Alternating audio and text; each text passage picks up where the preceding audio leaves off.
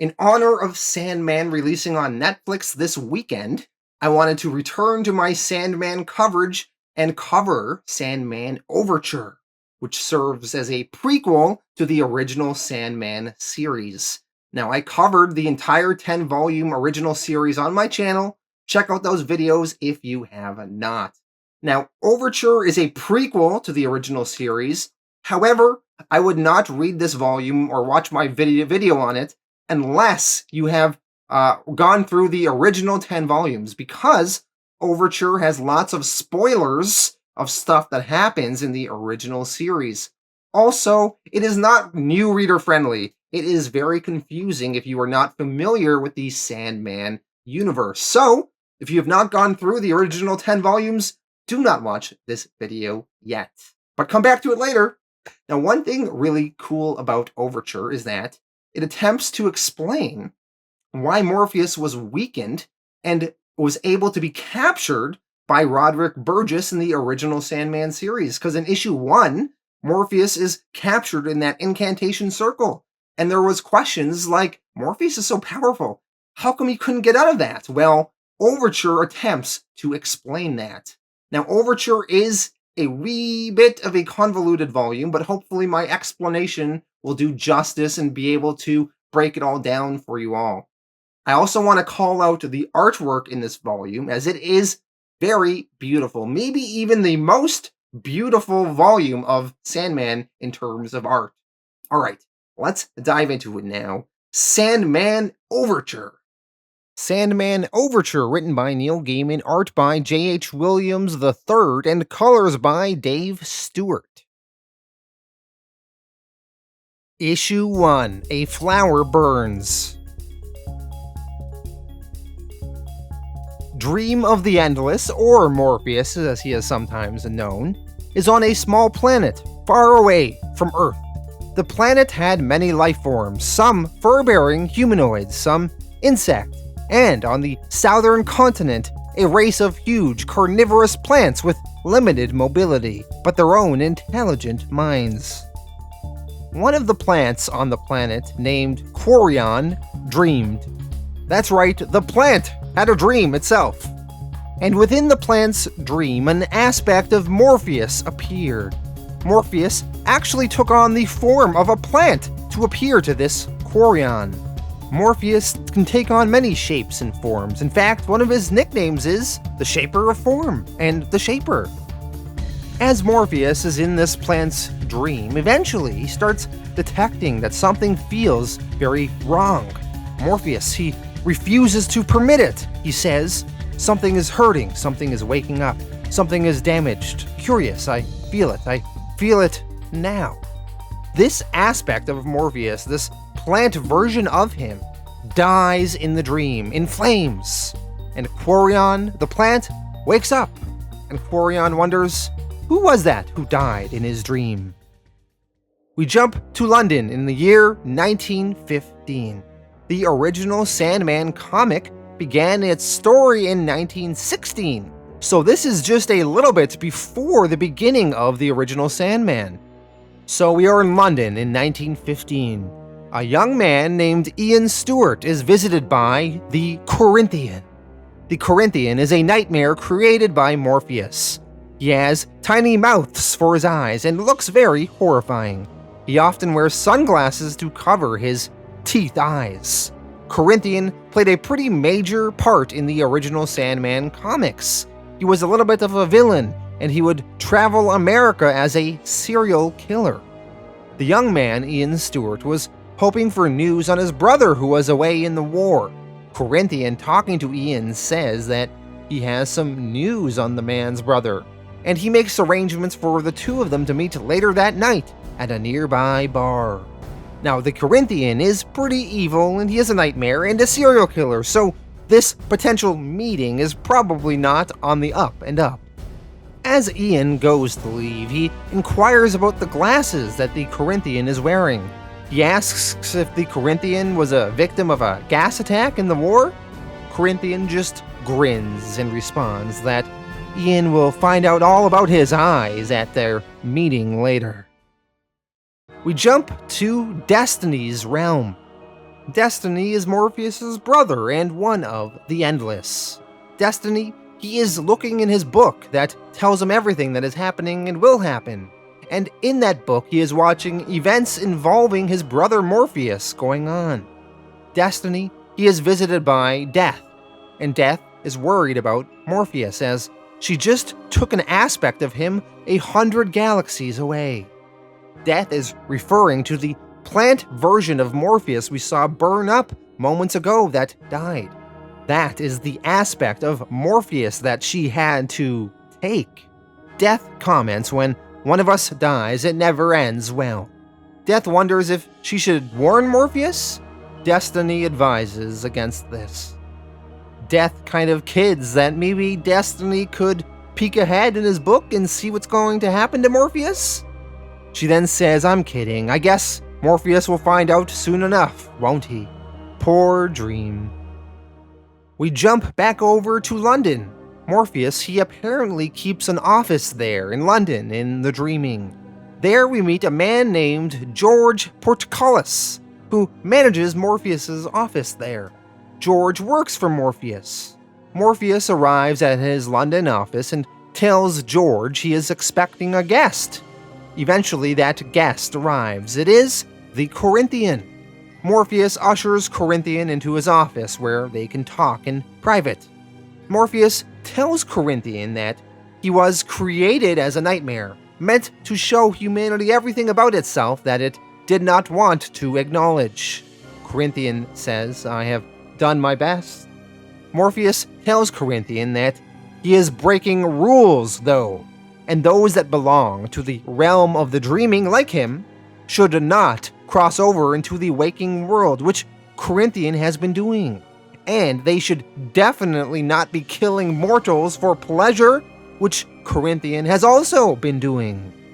Corinthian is angry that he is being lectured to. He asks Morpheus, "Why are we having this conversation here in your London office rather than in the castle? Is it because you don't want to give the others ideas? You don't want me to show them that we are unstoppable? That we cannot be harmed? That there is nothing to stop us from taking whatever we want for ourselves?" Morpheus responds, "Actually, no. I wanted to have this meeting take place here in London instead of the castle because I wanted to spare the others the sight of me uncreating you." Corinthian realizes that Morpheus means to uncreate him, and in a way end his life. He starts to panic a bit and plead. Corinthian asks, "What? Do I get to appeal this decision? Is there a court or a judge?" Morpheus answers, "No, Corinthian, there is only me." Morpheus is about to get on with it and uncreate the Corinthian, but then Morpheus is called away on an important matter. Morpheus tells Corinthian that this must wait until he returns. Morpheus, he then leaves. Now, we of course know from the original Sandman comics, Morpheus would eventually go on and get trapped for the next 70 or so years, and not get out until 1988. So even though Morpheus meant to uncreate Corinthian then in 1915, he would not be able to confront Corinthian again for many, many decades later. Morpheus, he left, and Corinthian, he goes to leave as well. George asks Corinthian, what is he going to do now? And Corinthian answers, "I intend to kill Ian Stewart behind the bar. I will eat his eyeballs, and then I'm going to run until I've reshaped the world to look like me." Morpheus, he goes to his castle in the dreaming. He feels something calling to him, pulling him towards it, and he wants to prepare to face it. Morpheus, he passes by his loyal servants. There's Mervyn Pumpkinhead and Lucian. Morpheus, he starts preparing for the oncoming battle. He grabs his helmet of dreams. He also grabs his sand pouch, and he is already wearing his dreamstone ruby around his neck. Lucian goes and talks to Morpheus. He wants to know what is going on. Morpheus, he lies and says that he has a state visit he must attend to. Morpheus says that he will be coming back though. I have obligations, after all. Before Morpheus can even finish his sentence, he somehow gets pulled halfway across the universe. And then Morpheus finds himself in another part of the galaxy, and he is at some sort of gathering of other versions or aspects of himself from all corners of the universe. Morpheus, with his helmet, sand pouch, and ruby, thought that he would be prepared for whatever he would face, but instead, he is just very confused, and he is wondering, why has he been brought here? Issue 2, A Meeting's Taken. Like I said in my intro, there are major spoilers in Overture for the original series, so I am warning you again, if you have not gone through the original series, probably best to not go through Overture first. But alright, let's dive into issue 2. We jump to the present day now, which when this comic was written would have been 2015. And in 2015, which takes place after the original Sandman series, after Volume 10, we see a character named Dream 2 of the Endless, otherwise known as Daniel Hall. When Morpheus dies in the original Sandman comic, Daniel Hall becomes the new version of Dream. Lucian tells Daniel Hall a delegation of metaphysical beings such as the Knight of Clouds and the Knight of Shadows are waiting to pay him homage. Daniel tells Lucian that he has a prior commitment, something that he must do. Lucian should tell them something to keep them comfortable. Daniel says he won't be long. Daniel Hall, he then reappears on Earth in London, and he locates Mad Hetty. Mad Hetty is an old homeless woman from the original Sandman series. She was born in 1741, and with some magic tricks of hers, she hid her heart from death. And because of this, she is still alive today, hundreds of years later. Mad Hetty, sleeping on the street, knows Dream only as Morpheus. She does not recognize this Daniel Hall aspect of Dream. Daniel Hall takes Mad Hetty to a dream version of an asylum where she stayed in the 1800s. Mad Hetty was committed here at the time for postpartum depression, and she was forgotten. Upon her arrival at the asylum, Mad Hetty had hidden a watch, which she claims to have stolen when she was a pickpocket in a West End London slum. Mad Hetty says the watch is worthless, it doesn't even work. Daniel Hall wants the watch anyway. Daniel, he retrieves the watch behind some boxes. This watch is called a seculum. This seculum is a very peculiar looking watch and has all sorts of weird symbols on it. This watch does allow for some sort of time travel abilities. This watch is not really relevant right now, but it will be in future issues. Daniel Hall takes the watch and he thanks Mad Hetty for her help, and then Mad Hetty wakes up from her dream. And Daniel Hall, he returns to the dreaming to his castle and he receives his guests. Alright, now we go back to 1915. Across the universe, Morpheus is talking to other versions or aspects of himself. These other versions of Morpheus all have a different shape or look to them. Some look like weird aliens, some look like they're Japanese, one looks like a superhero, one is a feathered bird, another is a green monster, there's a robot one, a female one, an Egyptian Morpheus, and a version of Morpheus that is a cat. They all discuss and debate why they have been called to this place. One of the versions or aspects of Morpheus hypothesizes that an aspect of Morpheus must have died somewhere and been removed from existence without orderly transfer to a new one. This is in reference to that plant version of Morpheus we saw die last issue. Since the universe will not allow a vacuum to exist in the absence of the Endless, they have all been summoned here. First, to fill that void that is missing, and secondly, to pool their collective knowledge to find a solution. Eventually, the various aspects of a dream start disappearing until one remains. Each aspect of dream will receive themselves as the remaining dream entity present in this place, having absorbed and incorporated the collective knowledge of all the other versions. Morpheus is now the only version of dream left there. He will consult a group known as the First Circle and see if they can assist in knowledge of what is transpired. Morpheus, he vows to himself, "I am dream of the endless. I will discover who or what killed me. I will understand it and deal with it as it needs to be dealt with. I will speak to someone in a position of responsibility." Morpheus, he activates his dream ruby and uses it to make contact with an entity that calls itself Glory of the First Circle. Glory and Morpheus have a conversation. Glory uses an analogy of a human brain cell in cancer to explain what is going on. Glory says, "There are about 400 billion cells in the human brain, Dreamlord, and all it takes is one tiny part of one cell to misfire, to set off the other cells to create a cancer. Such a tiny thing, and yet soon enough you have pain and you have insanity and death. Not the fault of the cell, but of the very organism itself." Morpheus doesn't understand what Glory is saying. Glory explains that a star has gone mad. It's as simple as that. Morpheus questions more. "You have explained nothing. Why am I here? Why was an aspect of me killed?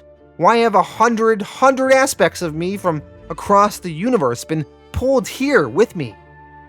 Glory explains, "There are about 400 billion galaxies in the universe, Dreamlord, and a star has gone mad, and the madness is spreading like a cancer. Armies are amassing from across the whole of creation, scenting battle." Morpheus says none of that is his affair. Glory informs Morpheus no, but it is his fault. "You are here because a child lived and a world died a long time ago." The reason this is Morpheus's fault that the universe is dying is because 500 million years ago, there was a dream vortex that he did not fully deal with in his past. And now it is setting off a chain reaction that will end the universe. In the original Sandman series in Volume 2, The Doll's House, we learned that Rose Walker was a dream vortex that Morpheus had to deal with, and he dealt with her. In that volume, Morpheus explained to Rose what dream vortexes are, and he tells her about a previous one that he dealt with. And in talking about that previous dream vortex, he is actually referring to this one in Overture. Morpheus told Rose Walker in that volume, "Once in every era, there is a vortex. Even I do not know why. A mortal who briefly becomes the center of the dreaming. The vortex by its nature destroys the barriers between dreaming minds, destroys the ordered chaos of the dreaming, until the myriad dreamers are caught in one huge dream, until all the dreams are one. And then the vortex collapses in upon itself, and then it is gone. It takes the minds of the dreamers with it. It damages the dreaming beyond repair. It leaves nothing but darkness. It is one of my functions to prevent this from occurring again. It happened once a world was lost, aeons ago and half a universe away. I failed in my duty, and a whole world perished. It will never happen again." Back to Sandman Overture now. We jump over to a woman who is blue-colored and looks to be made of darkness and galaxies. She bathes in a pool while singing to herself. This woman is Night of the Endless. She is the mother of all the Endless, including Morpheus. Night is talking to a woman named Dusk. Dusk says that a war is coming. She continues, "They say that the hosts are gathering from all across creation, that the time of worlds is drawing to a close, that the darkness will return. Night is indifferent to the news of the pending destruction of the universe. She says, "Long, long ago, all that was mine. In time, it will be mine again." Speaking of which, has he sent any word? Night wants to know if her husband, Time, has sent any word. Time is the father of the Endless. Dusk answers that Time has not sent word. Night replies, "I did not expect that there would be. We do nurse grudges, our kind. It is unfortunate, but it is true." Night, she goes back to singing. Back over to Morpheus. Morpheus, he thinks back to that dream vortex that he did not fully deal with 500 million years ago, and now it is causing all sorts of trouble. Morpheus says, "The vortex, yes. So long ago. There was a vortex and I let her live, so many lives lost, so much pain, and I had thought I had repaired the damage I caused. I had thought the matter forgotten and done. I was wrong. There is one thing I must do, and one thing that I shall do, even if this means the end of everything. I will go and I will deal with this matter. I will go to the place where the Endless do not go. And I will do this. I will do it alone." Morpheus, he begins preparing for the next part of his journey. Morpheus, he expected to do this journey alone. All the other versions of himself have disappeared at this point, presumably reincorporated with all the others. Except, for some reason, the dream of cats is there. The cat version of Morpheus. Morpheus asks, why is he still here? Dream of Cats answers, he does not like being told what to do, not even by the universe. Morpheus asks, why is he walking beside him? The cat answers, I am walking on my own. You are walking on your own. We are the same entity, viewed from differing standpoints. We walk alone. There is only one of us here. Morpheus asks, then why am I talking to you? And the cat answers, meow. Probably because you need company. The way is going to be hard. As they prepare to leave together, the cat casually asks Morpheus, so, do you think Father will be pleased to see us? Issue 3. A Child Learns. Many creatures and supernatural entities from across the cosmos have been made aware of the impending destruction of the universe. Many of them are traveling and converging upon a single unspecified point in space. Morpheus and the Cat of Dreams are on their way to a place called the City of Stars. There, Morpheus hopes to see the mad star that he accidentally created, and then hopefully he can destroy that star before it destroys the universe. Morpheus and the Cat of Dreams land on a barren alien world that almost looks kind of like the deserts in Southwest America. There they encounter the 3 witches who have appeared at various points in the original Sandman series. The witches know that Morpheus is headed to the City of Stars, and they offer to trade knowledge to Morpheus that will help him avoid his doom. In exchange, though, they want the Cat of Dreams as payment. Morpheus explains that the cat is not his to give, and he refuses the deal. As Morpheus leaves, one of the witches remarks that Morpheus would be better off not to look under the bed. Morpheus and the Cat of Dreams arrive at a ruined settlement on this alien world.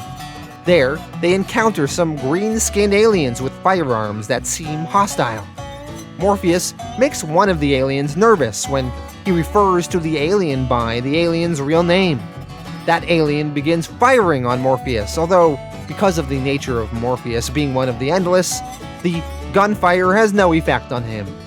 Morpheus, he reaches into his sand pouch, and he throws sand at the aliens, making them fall asleep, where they will live through various nightmares. Morpheus and the Cat of Dreams walk on, and in a home they see another alien. This one is male and is blue and is dead. This blue dead alien has been strung up and stripped naked and looks like it was partly eaten for food.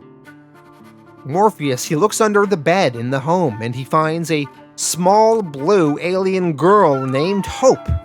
Hope is scared for her life. The dead blue alien was her father, killed by the green aliens Morpheus and the cat saw earlier. Morpheus coaxes Hope to come out of her hiding spot under the bed. Morpheus helps the girl bury her father. Morpheus, he then offers to wipe the trauma that the girl witnessed from her memory, but Hope declines. Hope says that the green aliens knew that the universe was dying soon, and they thought it was better for everyone to die fast rather than sit around just waiting for the end. Hope asks where Morpheus is going. Morpheus answers, "At the end of the bridge lies the city of stars. I intend to find who killed me and to ensure that they do not do it again." Hope asks to travel with him. Morpheus refuses, saying that she would just slow him down. Hope says that she can ride on his cat. Morpheus says that the cat does not give rides. The Cat of Dreams asks the girl if she can ride him without pulling on his fur. The girl says that she can try, so the Cat of Dreams allows the girl to ride him. Hope, she travels with Morpheus and the Cat of Dreams. They walk for a few days and they camp at night. They are still headed to the city of stars. One night when they are camping, Morpheus is talking with Hope. Morpheus mentions one of his names is the Prince of Stories. Hope says that she likes stories, and she asks Morpheus if he would tell her one, his best one. And the story should have him in it and a princess, cause if there's a prince in the story, there has to be a princess too. Morpheus reluctantly tells a story. Way back in the original Sandman series in Volume 5, A Game of You, we learned of a character named Alienora, who used to be an old lover of Morpheus. Alienora lived in the dream world of another character named Barbie. Well, Morpheus is telling Hope now the story of how he met Alienora. Once long ago, there were two gods who fled their homeland and traveled to the dreaming. Those two gods, while in the dreaming, imprisoned Morpheus, and they declared themselves the true lords of the dreaming. So Morpheus was a prisoner, and he was young then and unable to free himself. After being trapped there for a while, Morpheus he scratched the sigils into the wall in his cell of his various siblings. One by one he called his siblings to come and help him, and one by one they all refused his request for assistance. Eventually, all that was left to ask for help was Desire. Morpheus and Desire do not really get along that well, but Morpheus, out of options, asked Desire for help. Desire showed up and Morpheus asked Desire for assistance. He says that he lost his realm and he needs to get it back. Desire says, "Oh, my foolish brother, I am Desire. I cannot send you an army, but I can send you a lover. Treat her kindly." Morpheus, he does not want a lover, he wants his kingdom back. Desire does not care and sends Morpheus a woman named Alienora. Despite Morpheus not wanting a lover, he can't help but desire her, and he falls deeply in love with her. Her touch dissolved the bonds that he was in, and it burned the walls that bound him. Once Morpheus was free, he told Alienora, "I believe if I was given enough time, I would have been capable of freeing myself." Alienora to this replies, "Oh, I like you, you feisty thing. Just like the princes in the stories, very pretty but not terribly bright. Right, let's save the prince and rescue the queendom." So Morpheus was now free with Alienora by his side. And since he could now plan ahead and he had some assistance, he was able to come up with a plan, and he battled those two fleeing gods that took over the dreaming. When they battled, one of those gods damaged Alienora's cheek, giving her a scar. Eventually, though, Morpheus and Alienora defeated the fleeing gods. Morpheus, he fashioned gates from their horns, and he took the bones of the one that had hurt him and fashioned them into a helm. That helm was his helmet of dreams, which we would see him use often in the future. Morpheus, he built this helmet to remind him of his previous defeat, and he would always wear it into battle and danger. Morpheus ends the story by saying, "Time passed and I loved Alienora as best as I could." Hope, after hearing this story, asks Morpheus, "And were you two happy for always?" Morpheus answers, "I am almost as old as this universe, child, but I have never yet encountered a happy for always. We were happy for a goodly while. My tale is done. Sleep, Hope. Go back to sleep." Once Hope goes back to sleep, Morpheus and the Cat of Dreams discuss Alienora and what happened afterwards. Now, the two of them, they were happy for a while, but eventually Morpheus, he grew cruel to her, and Alienora wished to leave, but she could no longer go back to the waking world as she spent too much time in the dreaming. The waking world would destroy her if she went there now. So Morpheus instead made her a world of her own in the dreaming, and he left a rose quartz dreamstone, also known as a porpentine, in that dream world to maintain the world. And Morpheus swore to Alienora, as long as the dreamstone existed in this place, so would she. This whole dream world and Alienora would all be revisited in Volume 5, A Game of You, where we would see Barbie adventuring into this dream world, and she would eventually find this porpentine device and destroy it and end this particular world that Morpheus created for her. As Hope sleeps that night, the Cat of Dreams tells Morpheus to go talk to Father while Hope is asleep. He will watch over her. Morpheus says it's too late. Look, the stars are coming out. Issue 4, A Stars Forsaken. Before Morpheus can continue on his adventure to this city of stars, he gets pulled into his father's realm, Time's realm. Father Time, the literal manifestation of time. Their entire visit only takes 2 microseconds. In Time's realm, time flows and reverses in loops. The whole thing is pretty psychedelic. Father Time himself is constantly changing in appearance. He looks like a child, and then young, and then middle-aged, and then an old man with a gray beard. The order he changes form is random. Father Time welcomes Morpheus rather coldly. He says, "What do you want? You only come here if you want something." Morpheus says he wants help. Time says, "The last time I helped you, you borrowed the Seculum and you lost it." The Seculum was that weird watch we saw Daniel Hall as Dream retrieving in the year 2015 in the future. Time asks, "Why should I help you again?" Morpheus answers, "You are my father and I am your son." Time says, "That's not good enough a reason. I gave you your existence and the moments in which to exist." Morpheus, he still asks for help, but he admits that he can give Time nothing in return, as all things are his or will be his. Time replies, "I have everything. There is nothing you can give me, nothing that I want. I'm afraid you will be leaving here empty-handed." Before Morpheus leaves his father's realm, he gets a little jab in on his dad. He says, "Have you spoken to Mother recently?" Before Time can answer, Morpheus disappears from that realm. With Morpheus now finished talking to his dad and it not leading anywhere, it is time for Morpheus and the Cat of Dreams and Hope to continue on their adventure to the City of Stars and see if they can fix things. The City of Stars is a city where various stars of the universe assume human-like forms as a way to communicate with each other, or fight one another, or have sexual relations.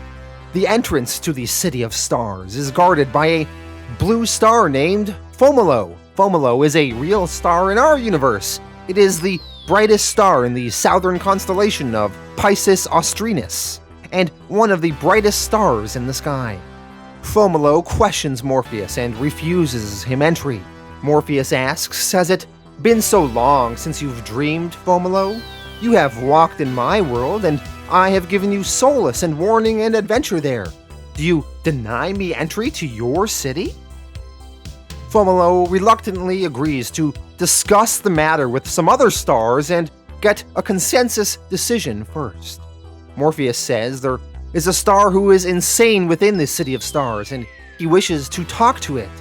Fomolo says stars are not sane or insane, we simply are. Another star called Eye of the Lonely joins them. Morpheus warns Eye of the Lonely, "Be cautious. Take us to the star who hurts.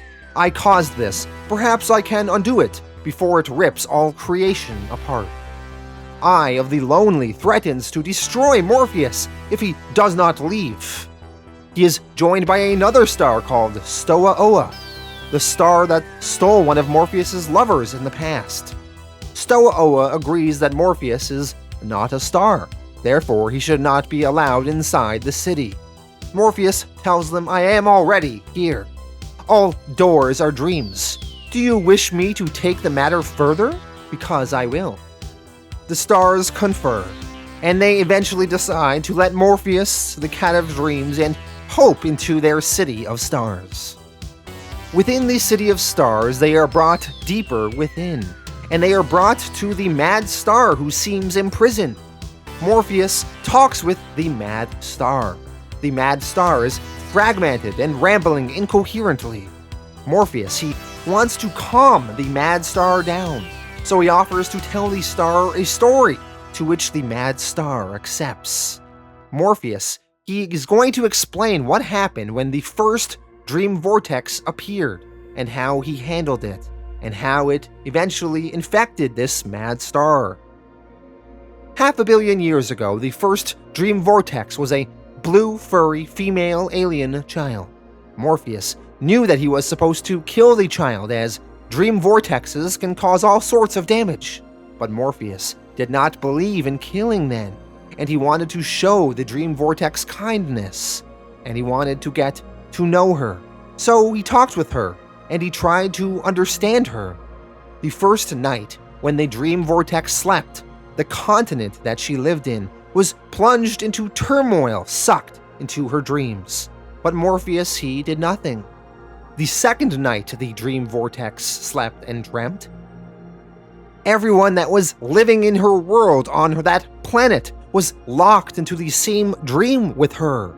Yet Morpheus, seeing that things were escalating, still did nothing. Morpheus rationalized it was all just a dream, albeit a huge dream. The third night, all the barriers had broken. The cells and the trees and the bacteria and the animals and the dead and the fields of energy and the sea creatures and the mountains, all were one and all were insane. Yet Morpheus, he still hesitated and did nothing. He did not want to kill this dream vortex. He did not want to kill. The dream vortex itself begged for death, though, as it was the only way to save everyone, as it would only get worse. Morpheus at that point had never killed before, and yet he still refused. Morpheus' sister, Death, showed up and told her brother that killing was necessary and allowed when the dreaming was endangered. Will he wait until all of the stars go mad? What about all of the universe? Morpheus said, "It is wrong. I was not made to kill innocents." Death tells him, "Everybody kills, little brother. They even kill their dreams, and you have waited too long."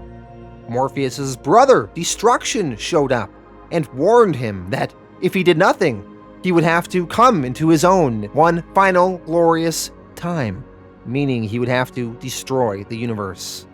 Morpheus, he finally came to terms with what he had to do, and he killed the girl, he killed the dream vortex. But he also had to kill everything on that planet as well, as it had become infected. Death and Destruction told Morpheus that he also would have to extinguish the sun of that world as well. But Morpheus, he refused to do so. He was done, and he put it out of his mind.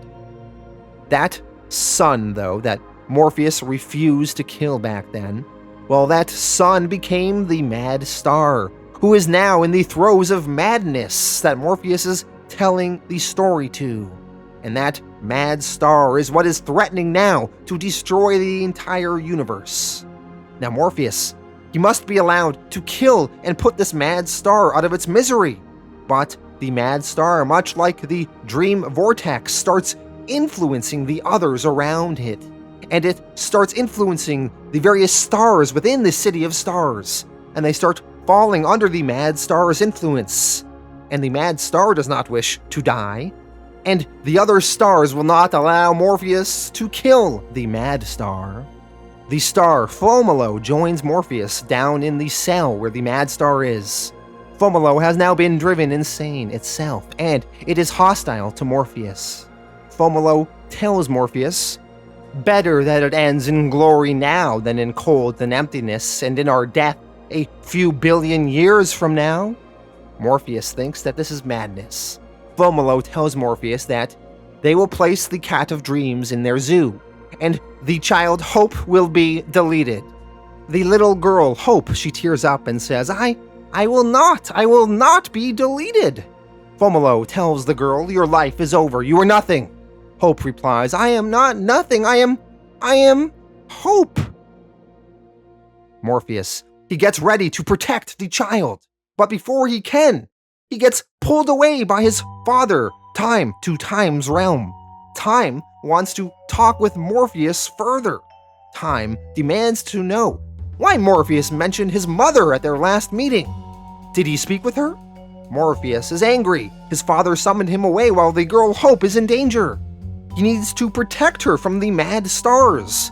Time is indifferent to Hope's life, though, he argues.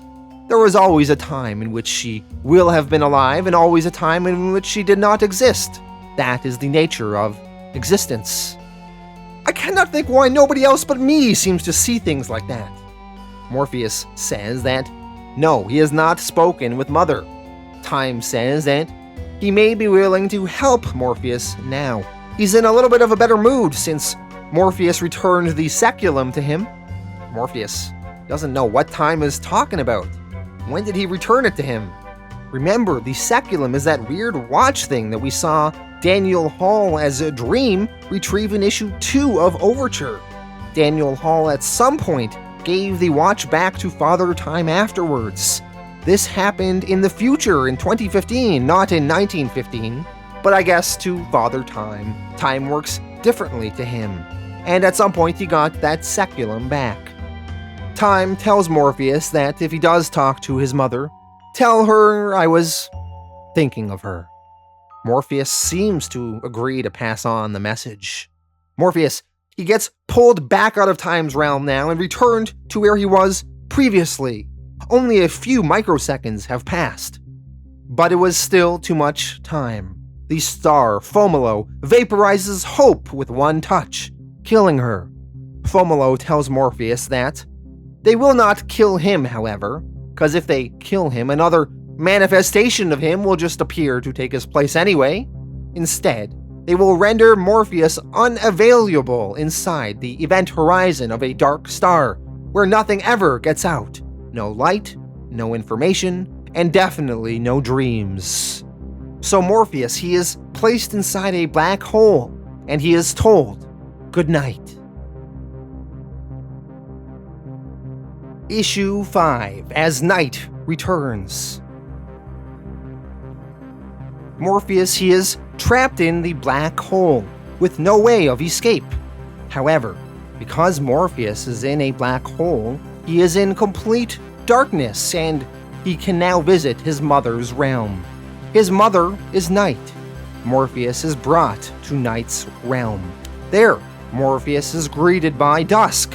Dusk tells Morpheus, "So, you have come home after all this time into the darkness, to the world of Night. She will be disappointed to see you." Morpheus tells Dusk that she will cope.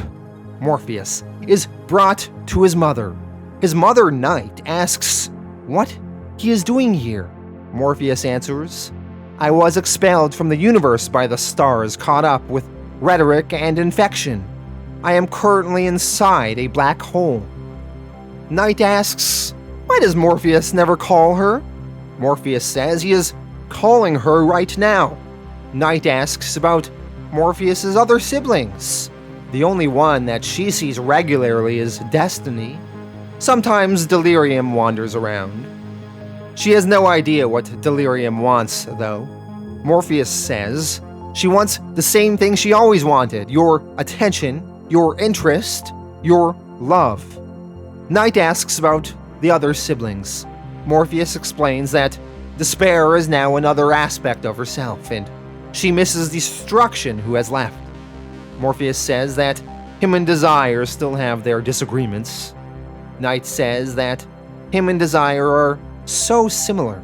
Morpheus takes offense to this and says, "We are nothing at all alike. Desire is manipulative, it is selfish and single-minded. It cares nothing for its responsibilities. It is the opposite of me in every way." Morpheus tells his mother that he spoke with Father, and Father told him to tell her that he misses her. Night wonders why Morpheus would bother telling her that. She has no interest in getting back together with Time, but she guesses it would be good to hear from him, I guess. Night asks again, what does Morpheus want? Elsewhere, in Destiny's realm, Destiny is reading from his book, and all of a sudden, he sees something unexpected in his garden. Destiny, he is never surprised, but he is surprised by this. There is a giant ship in his realm. What is it doing here? On the ship appear various travelers, as well as the Cat of Dreams. Back to Night and Morpheus. Night makes Morpheus an offer. She says the universe will end soon. Why doesn't he stay here? And she will create a personal dream world for him where he can be happy.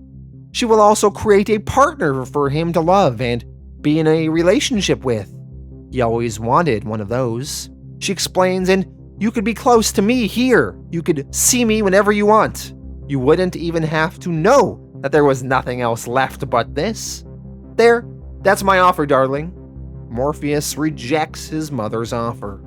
Night, angry at her son's refusal, says that he was always a selfish child, and she throws Morpheus out of her realm. And Morpheus, he is sent back to the black hole. So Morpheus, he is in the black hole, unable to escape. However, Destiny then tries to summon Morpheus to his realm through Dream Sigil. Morpheus tells Destiny it is not a good time. Destiny is not taking no for an answer, he says. There is a ship sailing in my garden, Dream. A sailing ship that is your work. I would appreciate an explanation. Morpheus, not really understanding what Destiny is saying, still refuses to come. But eventually Destiny forces Morpheus to come to his realm. Morpheus, he is now in Destiny's realm, and he comments, I did not need rescuing. I was doing perfectly well on my own. Destiny shows Morpheus the ship that is in his realm. Destiny says that it is Morpheus's ship. Morpheus does not remember creating it, yet it is his. Morpheus explains that he was in a black hole talking to Mother, and that Destiny saved him right now. Destiny says, I did not save you. I did not save anything. I am Destiny. I do only what I must. Take your ship, Dream. Take it and leave my realm. Morpheus asks, why do you call it my ship? Destiny says, because it is yours. Every line of it. Do you think I cannot recognize something created by our family? Morpheus, he goes on to the ship, and he calls out to whoever is there. Eventually, the Cat of Dreams shows itself. Morpheus asks, whose vessel is this? The cat answers, mine, yours, ours. The cat explains that it has been off running errands. Trillions have died since you went off with the dark stars after all. The war at the end of things is raging. Worlds have been destroyed.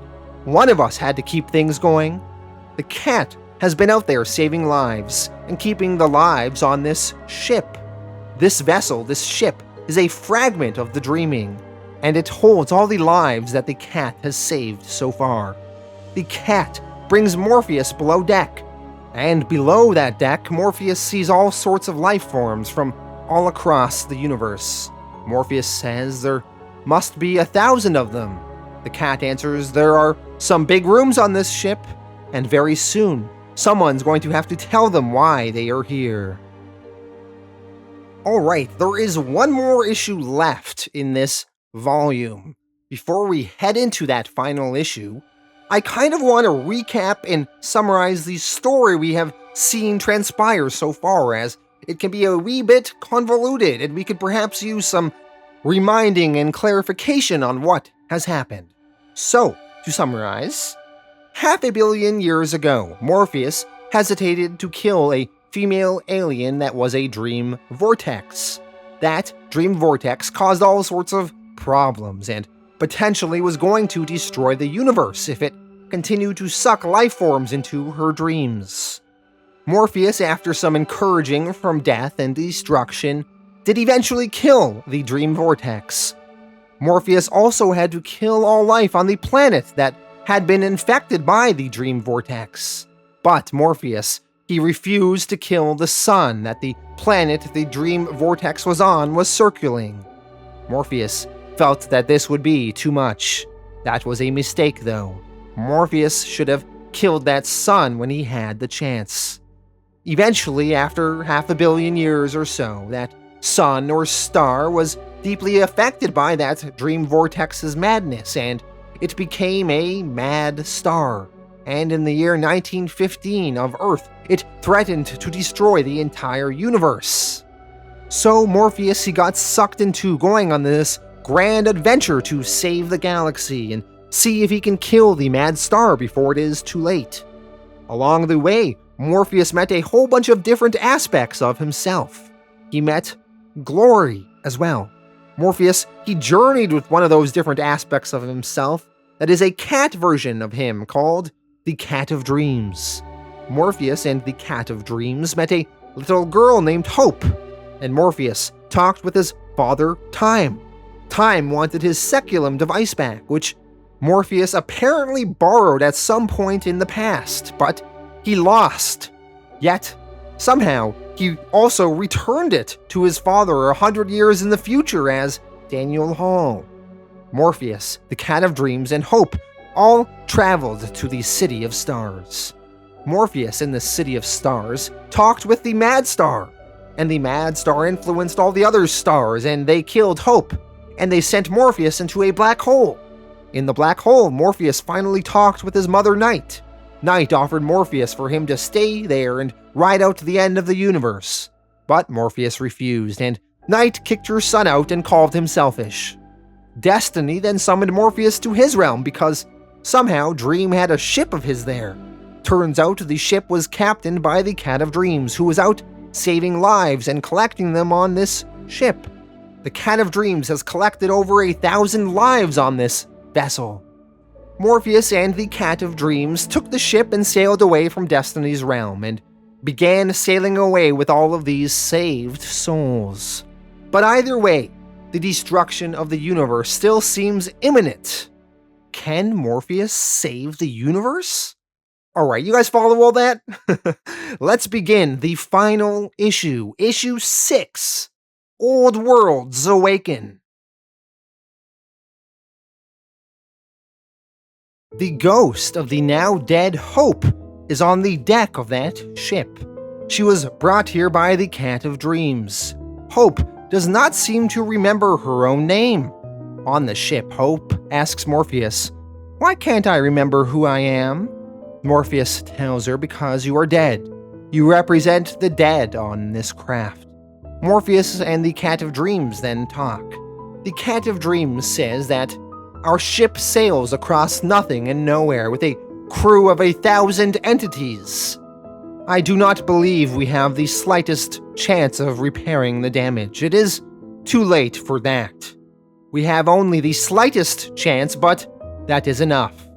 Morpheus asks, "Is this why the cat gathered all of these beings together?" The cat answers, "Because we cannot do this alone, yes. Because once the world belonged to the cats. Because you allowed it to change. Because it is the nature of dreams, and only of dreams, to define reality. Destiny is bound to existence. Death is limited by what she will or will not accept. When the Cat of Dreams explains that once the world belonged to the cats, because you allowed it to change, because it is the nature of dreams and only dreams to define reality, that is a callback to one really interesting issue of the original Sandman series. Issue 18, A Dream of 1,000 Cats, which is collected in Sandman Volume 3, Dream Country. In that particular issue, we are told that the cats used to inherit the earth.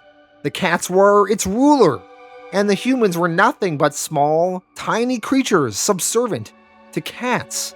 But eventually, the humans, it only took 1,000 of them, they dreamed together in unison of a world where the humans were always made the masters of the earth, and the cats were nothing but small creatures and pets. And all of a sudden, the humans dreamt together, and they dreamt that they were the rulers, and all of a sudden, the world was that way. And not only did they dream to change the world, but they also dreamed that the world was always this way. The cats now, as pets, as subservients, they tried to dream themselves the same dream, and make the world that they were once again the masters. But they were cats. They could never get 1,000 of them to all dream together, and the cats could never do it. Now all of this is going to be very important because the Cat of Dreams right now is saying to Morpheus that they need to try and get everyone on this ship, there are over 1,000 of them, everyone on this ship to come together and dream the same dream, and dream a way to save the universe. Morpheus, he thinks this is worth a shot. He says before they try this though, he wishes to speak to his sister Delirium. Morpheus, he draws his sister's sigil in the mist and he calls to her. Delirium, she visits Morpheus and they talk, and they discuss how the stars are becoming cancerous and how they are killing the universe. Morpheus tells Delirium that he has given it much thought, and he has decided to take advice from himself in cat form, and he will do what he can to save the universe, even if it destroys him. Delirium tells her brother, "You are so funny, Dream. Worlds are gone, stars are all over everything, the universe is all going away, and actually you don't really care." Morpheus says, "Of course I care." Delirium continues, "No, you don't care that it's ending. You just care that you did the thing that broke it in the first place. You care that it's your fault." Morpheus admits that maybe there is some truth to that. Before Delirium leaves, she says, "Poor Dream, you were so funny and so sad. Anyway, that cat isn't even you."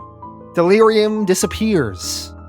But what did Delirium mean when she said the cat isn't even you? Well, apparently what she meant by that is that the Cat of Dreams that Morpheus has been hanging out with and talking to this entire volume, it isn't actually another aspect of Dream. It is actually secretly Dream's sibling Desire in disguise. Desire has been helping her brother save the world. Morpheus, he is ready to try this last gambit to save the universe. There are over 1,000 beings on this ship. Morpheus, he instructs Hope to motivate the other inhabitants of the ship to dream of a changed reality. Dream the universe the way it has to be. Dream that a long time ago a star died when a star should have died. Hope passes on the message to the inhabitants of the ship. She says, "Don't dream this universe sad and over too soon. Dream the real world, a place in which a star died long, long ago so that all of us could live. Make it different." Morpheus, he then throws some dream sand and makes everyone fall asleep and makes them dream. The inhabitants of the ship sleep, and they try to dream of this other reality where a long time ago a star died when a star should have died. Before Morpheus begins his part of the process, he talks to the Cat of Dreams, who is actually Desire in disguise. Morpheus asks Desire. If this works, how much of this will any of us remember? Desire answers, there will be nothing to remember. The universe will always have been the way it is. Morpheus then asks, Delirium told me the truth. Why did you pretend to be me? Desire answers, because you won't accept help from anyone who isn't you. Morpheus says that isn't true, but Desire says that it is true. Desire also reveals that she is the one that stole the saculum from Morpheus to help him. She explains it is true. You won't accept help from anyone who isn't you. I tried not to help you. The first time around, I wound up watching from a distance, and things got so bad so quickly. You barely made it across the bridge to the City of Stars before you were destroyed. So, I decided to use the saculum and go back and get involved and help you along. The saculum, the one you had bothered from Father, the one I stole from you, I've hidden it now. If this works, it will be there for you exactly 100 years from now to find and return. You'll know where to look. Desire then starts to disappear and leave Morpheus to do what he needs to do. Morpheus, he wants to talk further. He asks his sister, you dare? Desire replies, don't get angry. You don't have the time. Time for anger. It's almost done. Desire disappears and Morpheus, he gets to work. The inhabitants of this ship continue sleeping and try to dream of this other reality where a long time ago a star died when a star should have died. Morpheus, he begins to try and guide and steer the ship toward that reality. Morpheus, he narrates, I force the ship into reality. It is as easy as changing one's mind, as difficult as moving a galaxy, 1,000 minds, 1,000 souls. I take everything I have and weave their dreams into something whole. I think I have nothing else to give. And then there is nothing in the universe. The page goes black, the universe has flatlined. Until eventually it restarts. Morpheus continues narrating. I hold on to the dream, I feel it ripping through me, the pain of a universe coming into existence. For a fraction of a moment, the ship exists in a universe in which it cannot be, the final remnant of something doomed and lost. And then, it flares and ceases to ever have existed. Morpheus, he successfully restarted the universe and rewrote reality. He made it so. 500 million years ago, he always killed that dream vortex. He didn't hesitate, and he snuffed out the life of that star. And the world continued on. Morpheus. He is now talking to Glory of the First Circle, just as he was in issue 2 of Overture before he went on this journey. Glory commends Morpheus for a job well done. Morpheus saved the universe, and he did it all on his own. Morpheus says no, he had help, a cat, and a girl named Hope. I don't believe there ever was a Hope in this universe now.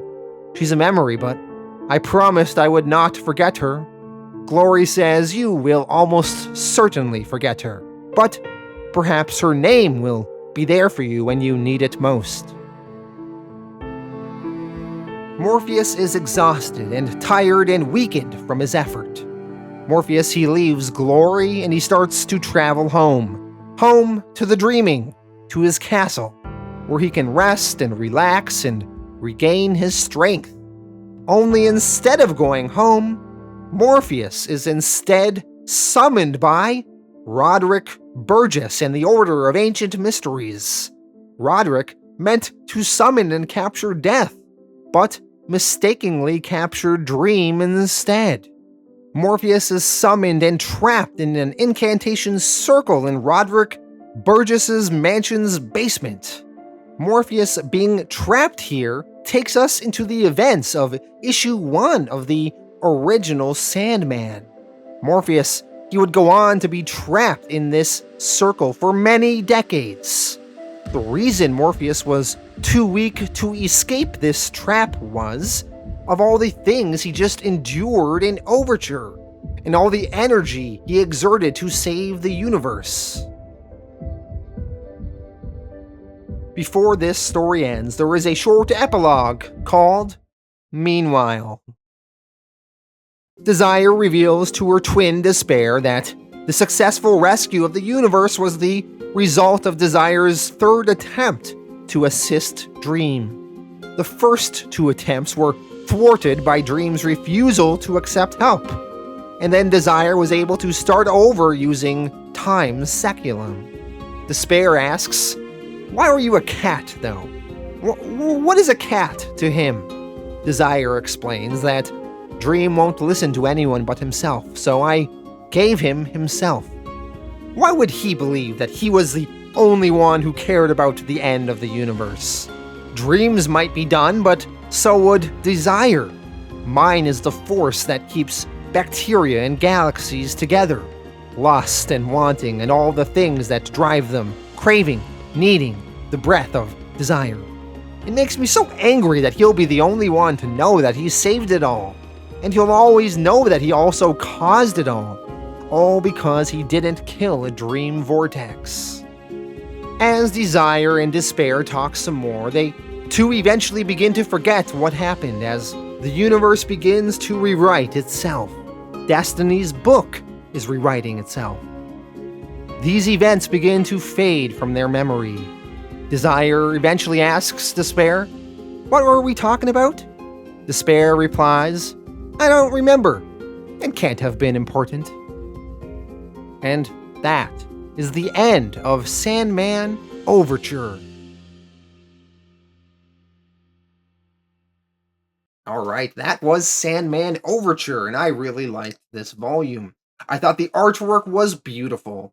Now, my first read-through of Sandman Overture, I gotta be honest, I did not really like it, because I was a little bit confused, and it was a little bit too crazy for me to wrap my head around. But when you really force yourself and you read this thing a few times, you start putting it all together, and I really liked it in the end. I really like this volume. I like how it reintroduces a lot of the characters from the original series, and we get to see them again. We got to see, I think, all of the Endless in this volume. I liked how we got to see Morpheus's mom and dad.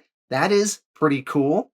I liked the universe-ending stakes and how Morpheus put a stop to that and saved the universe. I like the callbacks to things like the issue 18, that whole cat issue from the original series. So there's a lot of really good stuff in here.